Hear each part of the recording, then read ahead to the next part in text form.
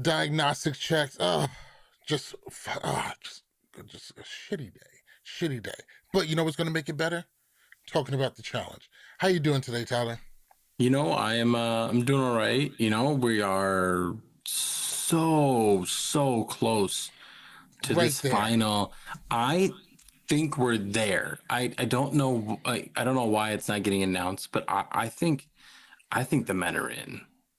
Like I think so too. I think the men are in 100%. the final. We're changing destination. Um yeah. I mean, we'll see. Obviously there's a daily, but I'd have to rewatch. But in the preview for the daily, I don't remember seeing any guys carrying anything. I could be wrong though. So Yeah. we'll see. One more female daily, and we're in there like swimwear. Let's go ahead and bring this episode in. What's really good, pot stirrers? Welcome to another episode of Love, War, Challenges.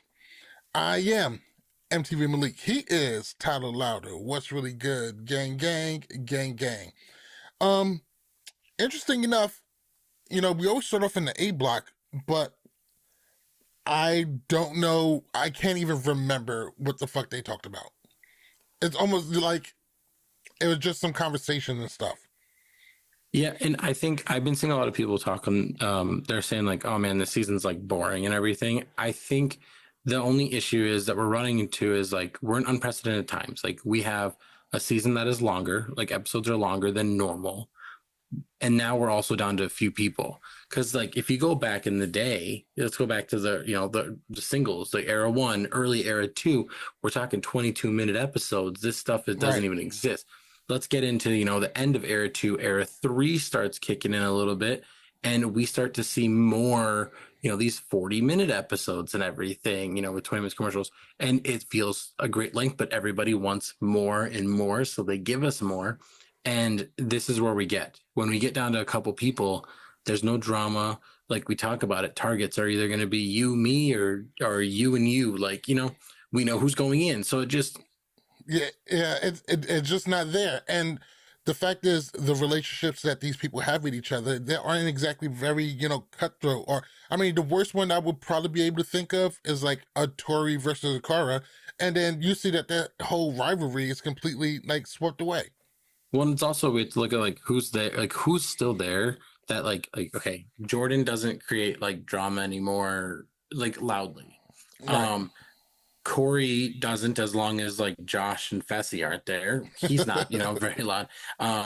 Derek doesn't cause anything. We don't see Kylan causing anything. Really, it's just bananas. But there's nobody to play ball. So, and then on the female side, Cara, Tori, and Michelle get along. Jenny and Rachel get along, but then they're super quiet and they don't really butt heads. So it's like we just ran into a really rare situation where there's not people that hate each other enough to create drama when there's no need to.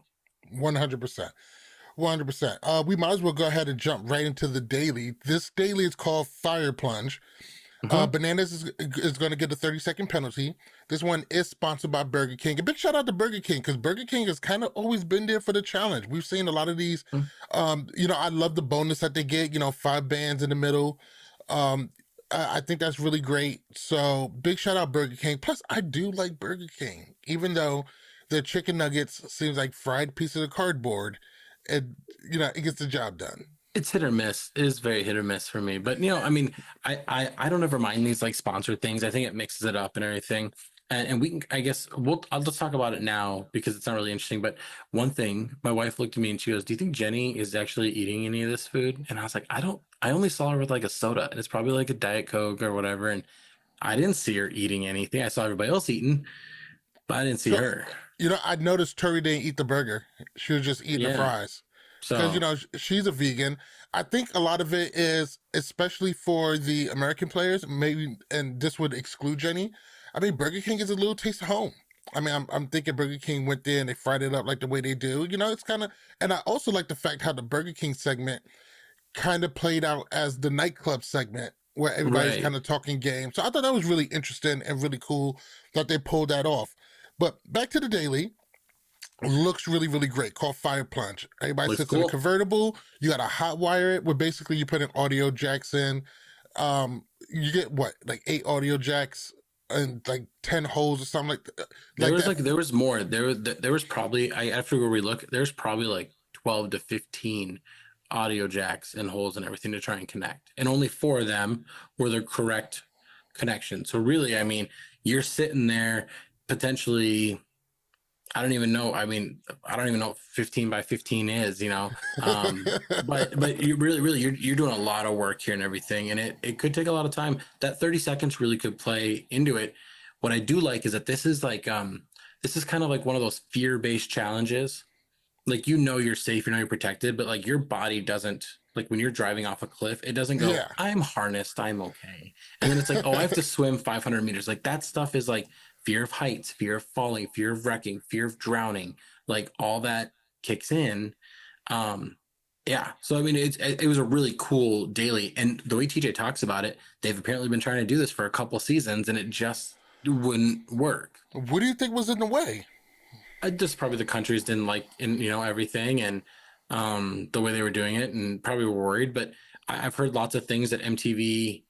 So here's what I don't know. There's a lot of conversations. People saying that wasn't the same car, but then people were saying that they had to wait like an hour between runs to get the car back up and everything. But it could have been just to remove debris, so it wasn't like littering. I can't imagine that's the same car. It probably wasn't, but they had to wait for that car to get towed back up and everything. Because we did see when TJ was talking, there was like a wrecked car behind him or in that area. So it was probably a bunch of different cars, but Yeah, just interesting, really interesting daily, really fun, really benefits the really fun. swimmers. And did it not look like Absolutely. everybody was swimming against the current? It looked like that to me. And you know what? And that's the way current goes because it could be going one way and it could be going a completely different way in 20 minutes. I would say it's nice to see that Corey did get better at swimming. He identified a weakness and it looks like he worked on it. Didn't do as well as he wanted to do, but at least it looked like he's gotten better at it. I Um, think Corey got second today. They didn't officially announce it. I think Corey got second. no, he took too long on the puzzle. He wasn't the bottom two. So all he had to do was outbeat Bananas. And the way Bananas was talking about him, I think made it sound like Corey felt like he was going faster than Bananas. That's why, because he either got second or third. That's my, you know, That's the actual that's possible. Can't knock it. How did you feel about Cora Maria's demeanor during this challenge? She kind of did okay with the puzzle part, but when it came to the swimming, her swimming was just god awful. Kara seems different this season. And I'm not like, I know a lot of people are talking about she's different from like she's not in drama or situations. She kind of was early and everything, but really it's like she's just trying to play this like under the radar game, really not trying to push too much, which is all fine. That's all great. But competitively, she's just not like standing out like she was on All Stars. Like All Stars, she was just like ripping through everybody, it felt like. Yeah, And then early in this season, she's doing great, you know, pushing everybody. But then it just kind of seems like, I don't know, maybe she feels drained of like energy, you know? Like this feels like Kara in like War of the Worlds 2, when like we're at the end of that like 5 season run, and it's just right. like, oh man, she just feels I don't know what it is because like, but here's the thing: her swimming isn't great. It has always been a weakness of hers. Like swimming and eating are two things that she's never been fantastic at. So we can take those into consideration. But there's just a thought process of how much is she trying? And I'm not saying she's throwing anything or not trying, but it's just like, is she just going, I'm okay if I get last? Like I'm okay with it. I think she also, it's not like she's gone into elimination today anyway. So the swimming was really bad. It was kind of funny to hear Rachel take a little shot at her for her performance, and then Cara kind of throws another shot her way, talk about her puzzle making skills, like, oh, maybe she's not as big and bad as everybody thought. So I thought that was real fun and real cute. It kind of sucks seeing Derek come in last, especially with everything that he's going through right now. But I don't think there's any way Derek at this point would be able to look at this season as a failure with No. how well he's been doing. I mean, he's top five coming into this episode. We see what happens at the end where he ends up being, it's top four and everything, and nobody would predict that in the beginning. Here's another thing with Kara. Maybe she's doing what Rachel did earlier, like a couple weeks ago, and we're like acting like the difference is Rachel kind of said like, why would I want to win? Because then I got to put in somebody that I'm in an alliance with. Well, Jordan went first.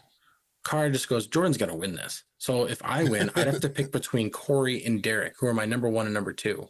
If I don't win, I don't have to make that decision. So maybe that was into play because, like Rachel did That say, does make sense. It seems like Cara's not caring and she's goofing around.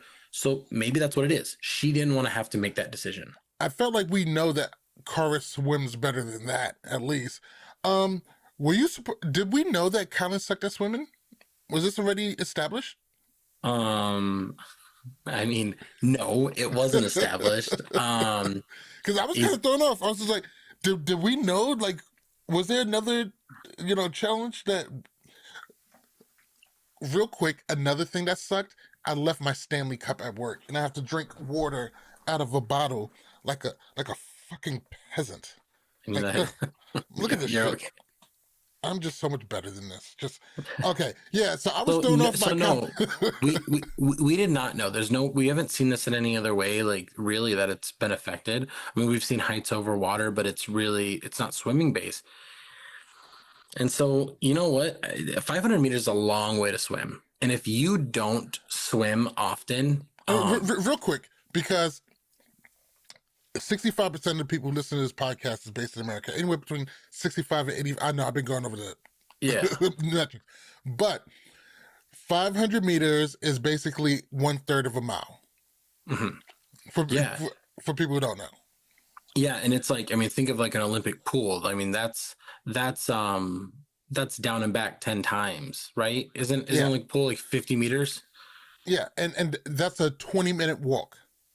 Yeah. So, I mean, that's a long time to swim. And if you don't do it all the time, that's just a hard thing. Like running is different because like you can kind of just like keep a pace and just keep cruising, the terrain could affect you, but like everybody probably in the challenge runs, but everybody doesn't swim. I don't see people in the pool. Like normally seasons, we see people in the pool swimming a lot. So I think I heard Rachel say that she's seen Corey in the pool every day since they've been there.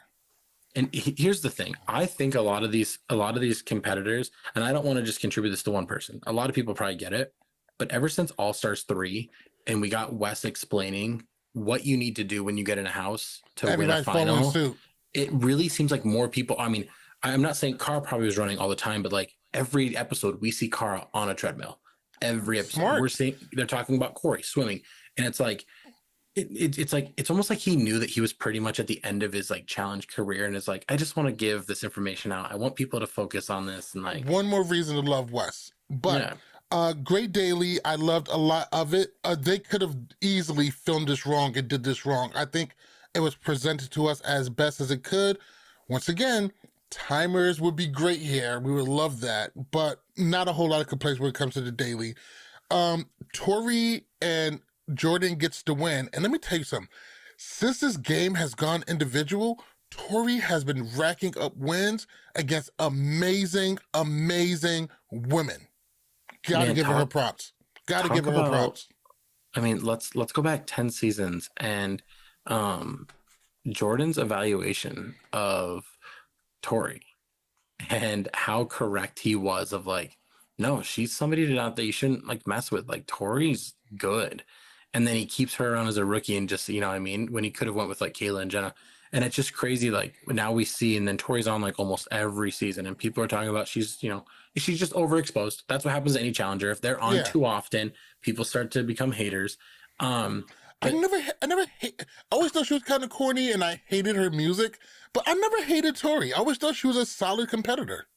I mean, she was a fan favorite on Are You the One? Like her season of Are You the One that she was on with Devin.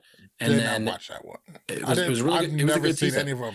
It was a good season. I think Asaph was on it too, and she like rap battled him, or she rap battled somebody else, and like everybody started liking her, and then she was like, I don't know, she was always a likable person on that, and then she went on to Second Chances, which was Are You the One? But it's like couples that weren't together, and they had to do pretty much like the challenge is what they were doing, and her and Devin just like butted heads the whole time, and everybody liked her, and then she gets on Dirty 30, everybody likes her, but it's the overexposure. Here's the thing that's always stayed consistent. She's consistently doing well in dailies. She's a really good competitor in eliminations. And despite her being one of the bigger girls there, like physically imposing, because a lot of females, like her and Michelle are completely different individuals. she still can run, she can swim, she's strong, she can do puzzles. This might be bold. Tori might be the most well-balanced female challenger we've ever seen. The main point that I just want to make about Tori is that she is able to, like, she's more than her archetype. Like, she falls into this like power player, like physical dominance, any physical dailies, eliminations, she's a lock, you know. But she's able to run, swim, do puzzles, like pretty much do anything. And this might be controversial, but I'm starting to believe that Tori is the most well-rounded female challenger we've ever had. I'm not willing to go ever, but I will say she's up there. You can't deny how consistent she's been. Consistent. That's what you gotta give her, consistency. Find a quick argument. Find somebody in the challenge that you could maybe argue about, and let's do a quick little argument, little debate.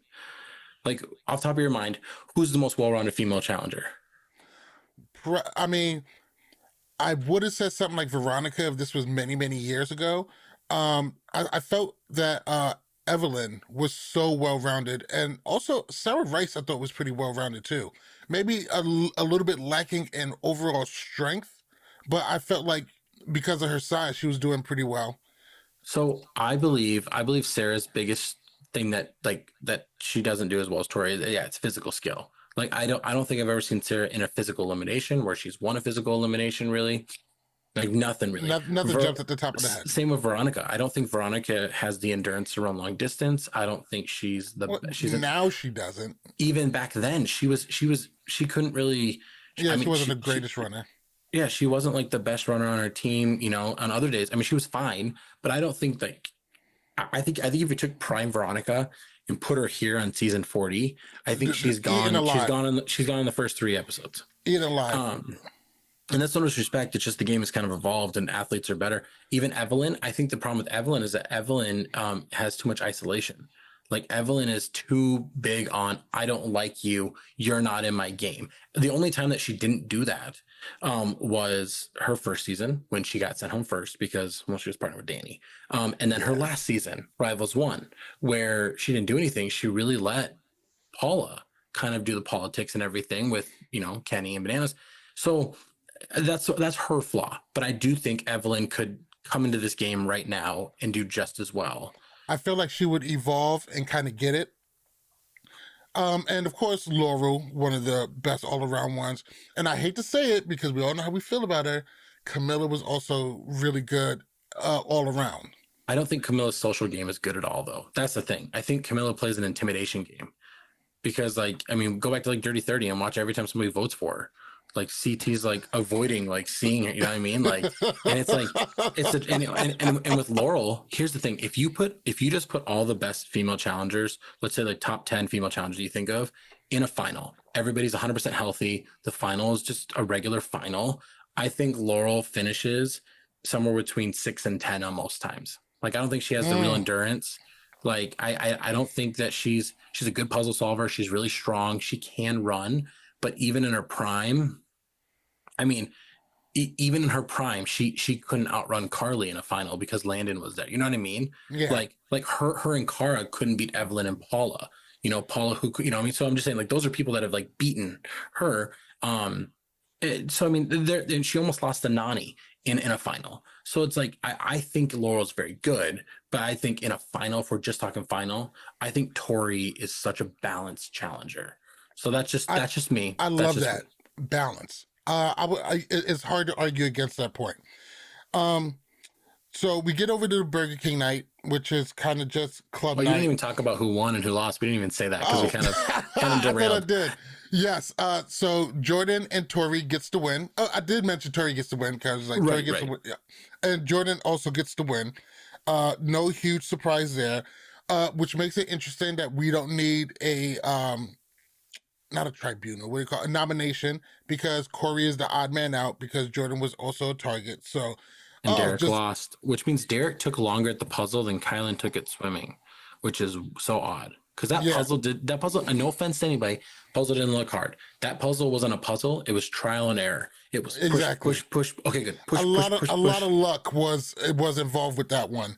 Right. And so yeah, Derek gets in last. It's going to be Derek versus Corey. Um, when we get to the club night, there's a lot of glad handing and back and forth. It's really more positive than anything else. But there's one thing that I did see. Bananas tries to get into Colin's head, tries to scare him about the final. I thought that was interesting. One, I thought it was fucking hilarious. Two, I thought it was blatant as shit. Like you could see it and I think even Tori called it out. Like, so I'm trying to scare him.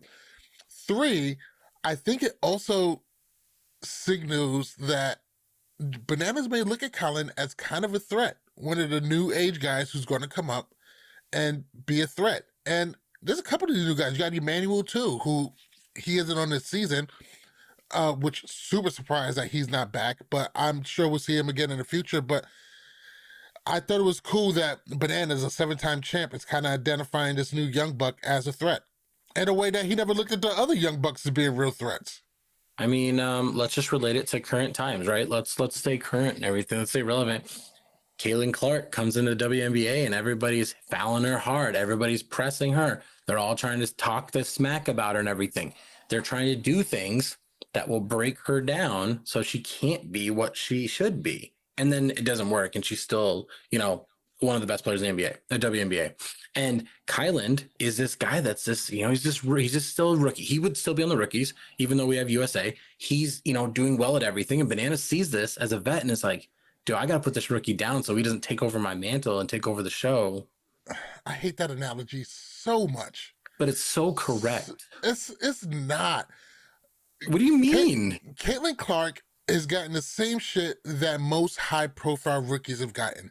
It's happened in the NBA. It's happened in the WNBA. I was just being current. It doesn't, and it's hard to say high-profile rookies because in the WNBA, those don't really exist outside of Caitlin Clark in their history. There's like maybe 5 other women that have came from college to WNBA that were successful right away.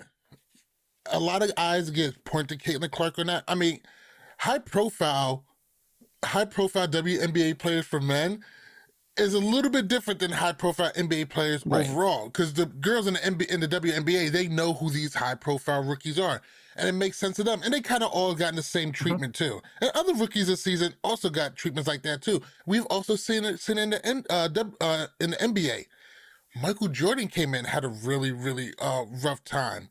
People like Allen. I remember they gave Allen Iverson so much shit when he started out in his league. So the biggest thing with competitive nature is that the new upcoming prospect or person is who everybody wants to talk about because they could be the next big thing, and the next big thing can be discussed for the next 10 to 15 years, and that's the thing. And so when a vet sees that, they're like, no, I'm here, I'm relevant, they're nobody yet, don't crown them before. And that's what happens. And I think Kylan's kind of getting that. I think Bananas is aware of that, but also in that aspect of him doing that, he is hyping up Kylan as a competitor. So if Bananas does beat him, he didn't beat somebody that's on their second flagship season. He beat a really good up and coming competitor. Yes. And I'm going to bring that up in just a moment. We did get a really touching, moving, maybe a little overproduced, but very touching, very moving about Derek talking about his sister. I didn't know this. I heard something about it earlier, and to see how it affected him, and being for the fact that the elimination is going to take place on a birthday. We've seen this a couple of times because this happened in the Challenge USA. It was something else. It was somebody in the military. And, it was kind of like these high-profile eliminations or dailies take place on very significant days for the competitors. And it makes for good TV. I think MTV did a good job on capitalizing that, on showcasing that. Like I said, maybe just a bit overproduced at some points. Because some parts was just like, but I do think the feeling was genuine. Yeah. I think what they were trying to relay was genuine, and I think the feeling that the audience got was very genuine. So big shout out to Derek. Rest in peace to your sister. And I thought MTV did a good job at making sure that was showcased in a very respectful manner. I mean, but another thing, mental health is like so thrown under the rug a lot of 100%. times. And I mean, that's the reason why some challengers actually don't come back, is because there's not enough mental health services provided, like that they find efficient. And so that I've heard through interviews. And so, but I think Derek kind of highlighting that. I've never been a person that like sees something on the challenge and then they didn't show like a PSA. Derek kind of did it, but I've always been like, good. You have a platform that reaches, Yeah. a million people. You should use that in a positive way if you can. And just because I don't need it doesn't mean somebody else watching this show doesn't. But you don't know who needs it. That's the thing about this situation. You don't know, so ask.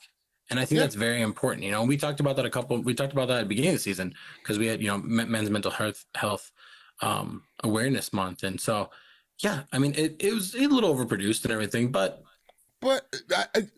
like I said, I felt like it was genuine. Like, it was genuine. It was very genuine. It wasn't being overproduced just for capitalizing. It was being overproduced to convey an emotion and a feeling.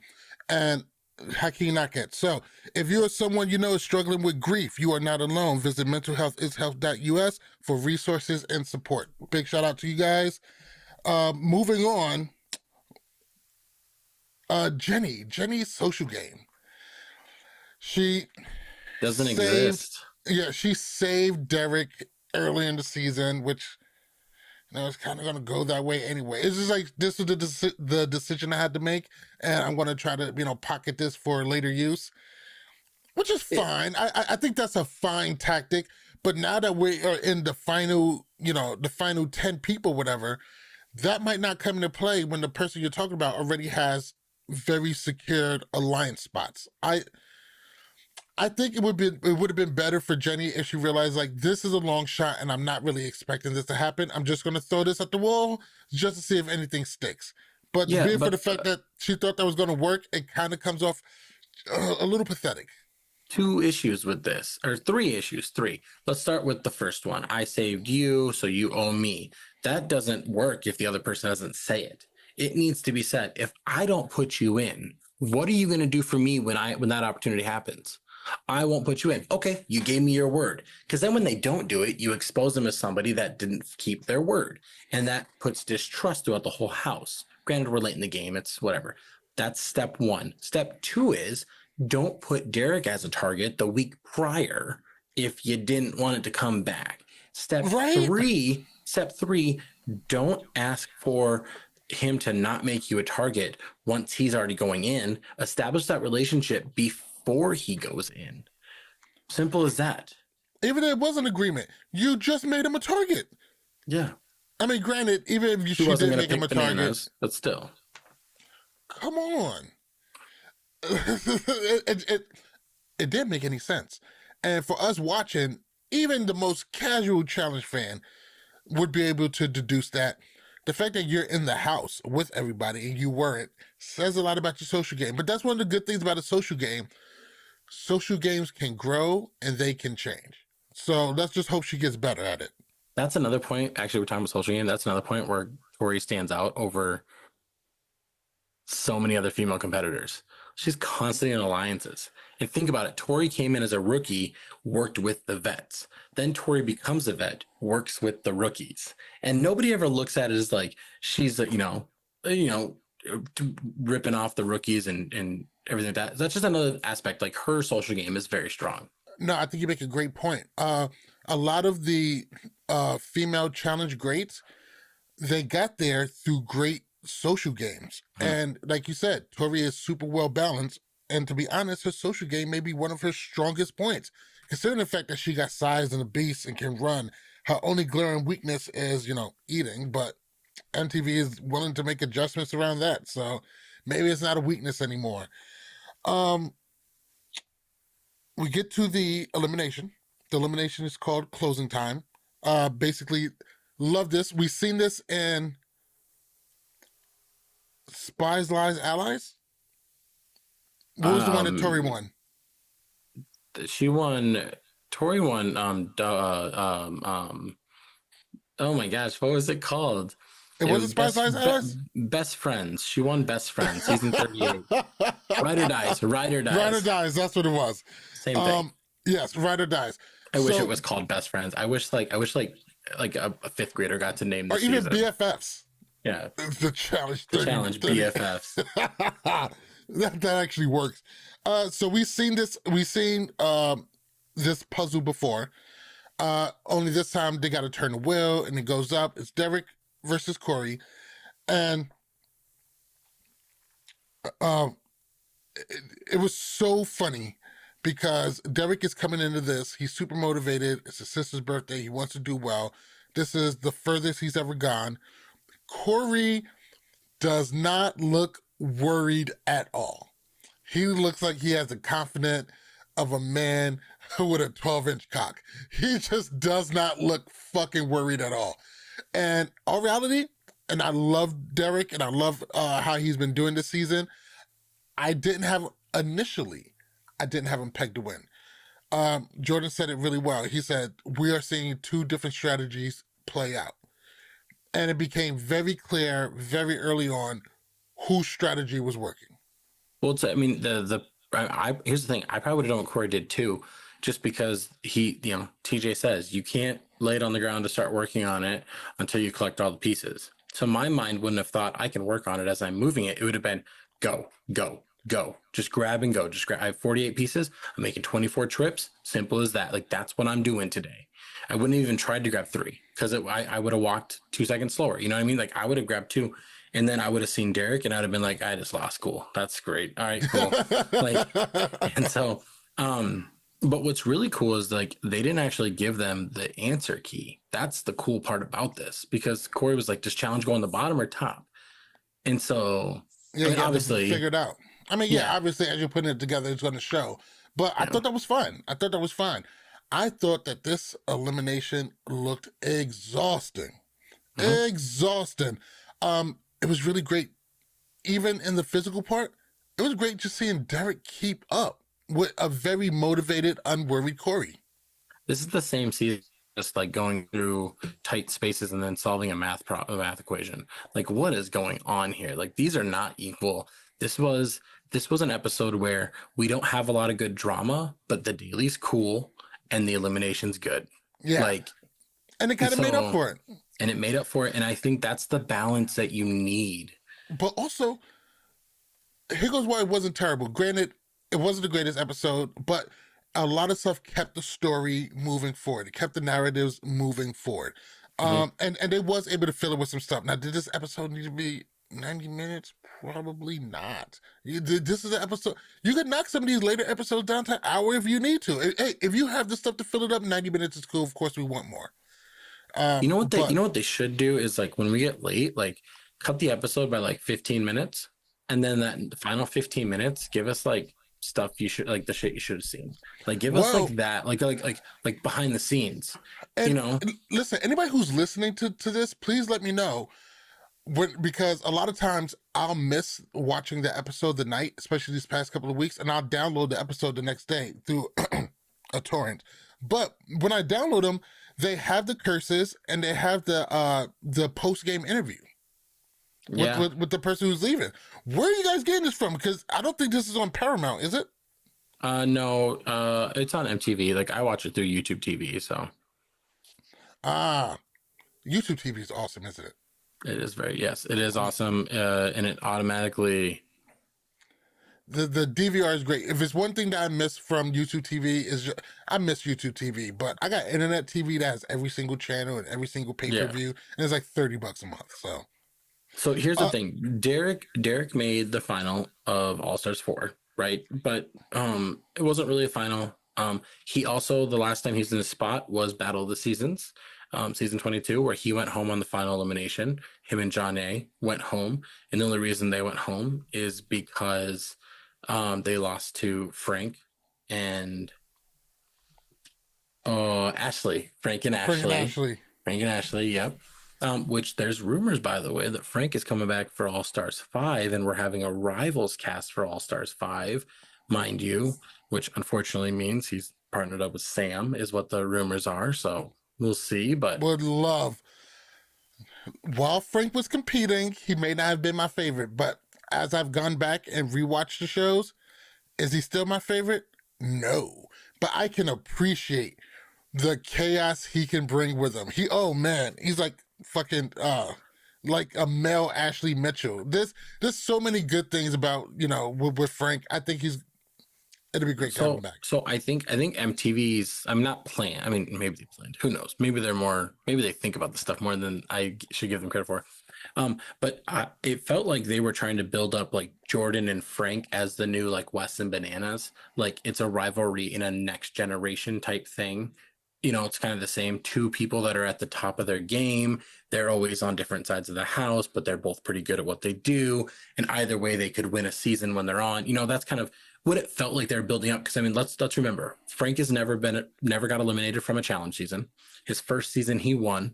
His second season he got second, only because Bananas was out of shape in comparison to CT and West. I mean, that's how Frank talks about it. Frank talks about him as this old man he has to drag with him, constantly yelling at him. And then he comes back for the next season and he goes into 2 eliminations and then gets diagnosed with something that he's too sick to compete and gets sent home.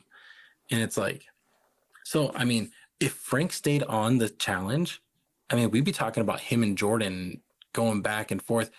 I think if Frank stayed on the challenge, I don't think CT has as many wins. Like if he's like a regular, I don't know if Jordan has many wins. I don't know if Bananas, gets a couple wins. Like I think it would really impact everything. Bold statement there. Bold statement. I just think Frank is really good at everything. I do look at Frank a lot more fondly nowadays.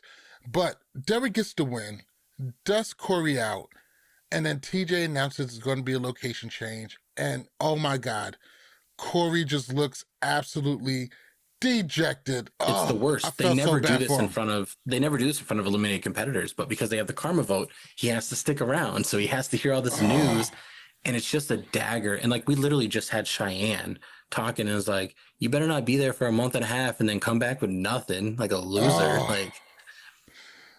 I felt bad for him.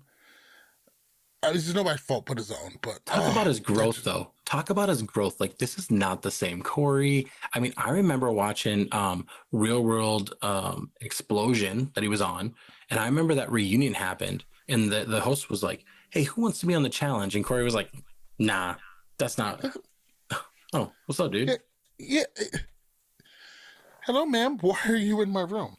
But I just remember that they were like, hey, who really wants to try and be on the challenge? And Corey was just like, nah, that stuff's not real competition. He was like dogging it. And now here he is, a mainstay, 5 finals. You know what? This hits everybody. It is it is so difficult to win an elimination. And it's very difficult to win multiple eliminations. A lot of times, like Corey made it to his 4th. A lot of times 3 is where it gets you. Like you win 2 and that 3rd one, you're out. It happens so often. And honestly, I thought Corey was getting set up for a win of this whole season because he has like 3 elimination wins, and everybody's talking about how well he's doing in the daily, and I was like, when I saw this elimination, I was just like, oh, I can't believe they're gonna make Derek lose like this.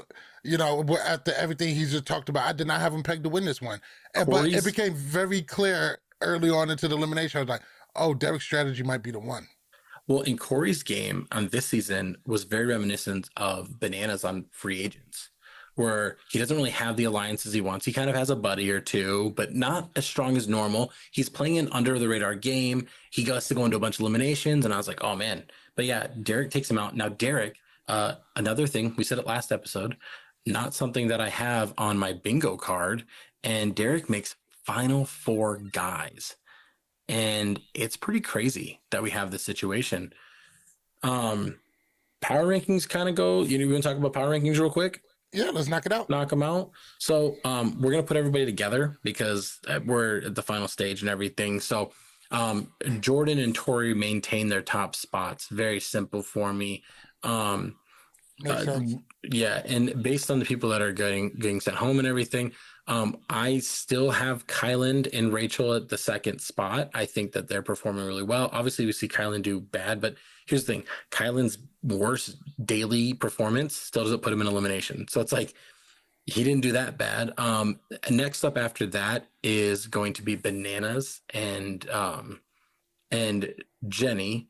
And then we're going to have Derek and Cara, and then Michelle's last for me. Right now, just because right now, let's say Michelle gets last place in the next daily. I mean, she's got to go up against Rachel, Jenny, or Cara. Like, I don't like. Yeah, it could be a puzzle. She's already beaten Cara before, but that's just where I stand and who I think. And my rankings are more based on who I think can win a final right now. That's why I have all these people kind of ranked like this. If I'm a betting man today, I say Jordan and Tori walk off in the sunset with money is what it looks like to me. Yeah, and I will put Colin and Bananas as dark horses. Bananas has done this a couple of times. Interesting tidbit, man. For all of the 40 competitors that was on here, you got 2 male competitors going in there who's never seen a final. I mean, how many finalists did we have in this season? And we had a lot. We had a lot of finalists in the season. If you want exact number, I can give you exact numbers. Probably at least 15 of them, at least 75% of them. I love that you know this off the top of your head. You're amazing, Tyler. 14, 15, 16, 17. Hang on. No, I'm not done yet. 18, 19, 20, 21, 22, 23, 24, 25. I was speaking about just male competitors. 27, but this is going to make it even better. 27, 28, 29, 30, 31, 32, 33. So 33 of the 40. And here's the thing, Kylan or Derek did make All-Stars 4. So did Ryan. So if I count All-Stars 4, that makes it 35 people have made a final here. And Kylan and Michelle right now are knocking on the door of making their first final. Very fucking impressive. Also, before we get out of here, super dope that Cara decided to make things easier on Derek and voting herself as a target. Very commendable. Our girl still has honor. With that said, thank you guys all for watching. Thank you all for listening. Make sure you follow us on Twitter at LWC Podcast. Follow us on Facebook and TikTok at Love War Challenges. I'm going to once again promise to get these changed up for you and probably break that promise because I ain't shit. Make sure you listen next season. Make sure you listen to Love War Challenge Podcast on Apple, Spotify, iHeartRadio, or your favorite podcast app. Once again, I am MTV Malik. He is Tyler Louder. This is Love War Challenges. Good night.